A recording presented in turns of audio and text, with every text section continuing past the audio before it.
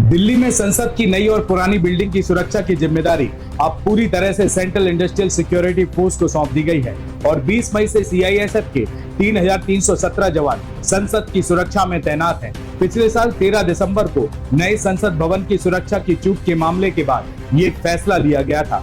नमस्कार, मैं हूं आपके साथ में भूपेंद्र सिंह और आप रिपब्लिक सागर मीडिया के साथ में हैं। वहीं संसद में तैनात रहे सीआरपीएफ के पार्लियामेंट ग्रुप ने 17 मई को अपने 1400 जवानों को वापस बुला लिया है। साथ ही अपने सारे वाहन, हथियार और कमांडो भी हटा लिए हैं। सीआरपीएफ के कमांडर डीआईजी रैंक के अधिकारी ने संसद सुरक्षा से जुड़ी सारी जानकारी सेंट्रल इंडस्ट्रियल सिक्योरिटी फोर्स को सौंप दी है। तो वहीं सीनियर सीआईएसएफ के अधिकारी ने कहा कि सीआरपीएफ, पीजीडी और दिल्ली पुलिस के करीब 150 कर्मी और संसद सुरक्षा कर्मचारी जो संयुक्त रूप से अब तक संसद की सुरक्षा करते थे, उन्हें भी वापस बुला लिया गया है। सीआईएसएफ के जवानों को एनएसजी ने ट्रेनिंग दी है।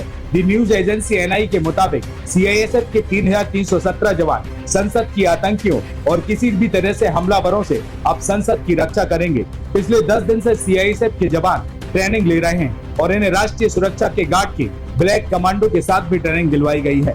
सीआईएसएफ के जवानों को एंट्री गेट पर लोगों की चेकिंग, सामान की चेकिंग, बम का पता लगाना और उसे डिफ्यूज करना, आतंकी हमले पर क्विक एक्शन, स्नाइपर टास्क और पब्लिक इंटरेक्शन यानी कि लोगों के साथ कैसे पेश आना है, इसकी ट्रेनिंग दी गई है। 13 दिसंबर 2023 को नए संसद भवन की सुरक्षा की चूक के बाद पार्लियामेंट कैंपस की सिक्योरिटी के लिए सीआरपीएफ के डीजी की अध्यक्षता में एक कमेटी गठित की गई थी। इसके बाद सीआईएसएफ की तैनाती का फैसला लिया गया था। सीआरपीएफ जवानों को संसद छोड़ने का दुख है तो वहीं जाने से पहले वहां की सेल्फी भी ली है। तो वहीं सीआरपीएफ के एक अधिकारी ने बताया कि 17 मई को संसद परिसर छोड़ते वक्त जवान दुखी थे। अपना सर्वश्रेष्ठ देने के बावजूद उन्हें यह ड्यूटी छोड़नी पड़ी। जवानों ने यहां से जाने से पहले देश के लोकतंत्र के सर्वोच्च मंदिर संसद भवन की जिम्मेदारी से रक्षा करने की याद में फोटोज और सेल्फी भी ली है।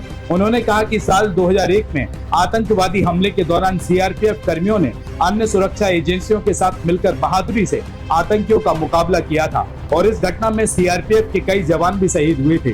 कुछ को गैलेंट्री अवार्ड भी दिए गए थे। सीआईएसएफ के जवानों की तैनाती संसद भवन के सभी एंट्री और एग्जिट गेट, वॉच टावर पर रहेगी। इसके साथ ही डॉग स्क्वाड, फायर ब्रिगेड को तैनात किया गया है। जवानों के पास सेक्शन के साथ साथ सीसीटीवी मॉनिटरिंग कंट्रोल रूम और कम्युनिकेशन सेंटर में भी तैनात किया गया है। सीआईएसएफ के पुरुष और महिला जवान जो रिसेप्शन पर तैनात रहेंगे, उनकी ड्रेस अलग रहेगी। वे सफारी सूट के अलावा हल्के नीले रंग की शर्ट और ब्राउन पैंट पहने दिखेंगे। तो वहीं पीडीजी और सीआरपीएफ की वीआईपी सुरक्षा विंग की 6वीं बटालियन के साथ मर्ज किए जाने की उम्मीद है। तो वहीं पीएसएस को भी केंद्र सरकार की अन्य भवनों की सुरक्षा में तैनात किया जा सकता है। कुछ पीएसएस के कर्मचारियों को मार्शल ड्यूटी के लिए सदन की लॉबी का मैनेजमेंट करने के लिए रखा जा सकता है, लेकिन अंतिम निर्णय अभी लिया जाना बाकी है। 13 दिसंबर 2023 को संसद पर आतंकी हमले की 22वीं बरसी पर नए संसद भवन की विजिटर्स गैलरी में बैठे 2 युवकों ने अपने जूतों में छिपा पीला स्प्रे भवन में फैला दिया था।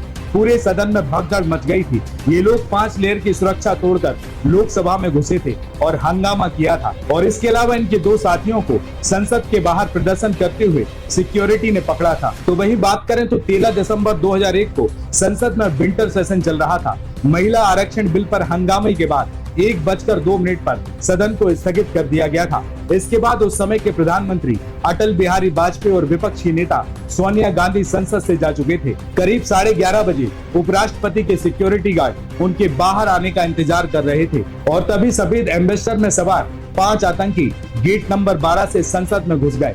उस समय सिक्योरिटी गार्ड निहत्थे हुआ करते थे और ये सब देखकर सिक्योरिटी गार्ड ने भी उस एम्बेसडर कार के पीछे दौड़ लगा दी। तभी आतंकियों की कार से उपराष्ट्रपति की कार टकरा गई। घबराहट में आतंकवादियों ने अंधाधुंध फायरिंग शुरू कर दी। आतंकियों के पास AK-47 और हैंड ग्रेनेड थे, जबकि सिक्योरिटी गार्ड निहत्थे थे। अब दिल्ली में संसद की नई और पुरानी बिल्डिंग में सीआईएसएफ के जवान नियुक्त किए गए हैं, जिन्हें एनएसजी के ब्लैक कमांडो ने ट्रेनिंग दी है। अब देखते हैं कि संसद की सुरक्षा का नजारा भविष्य में कितना सुरक्षित रहेगा। धन्यवाद।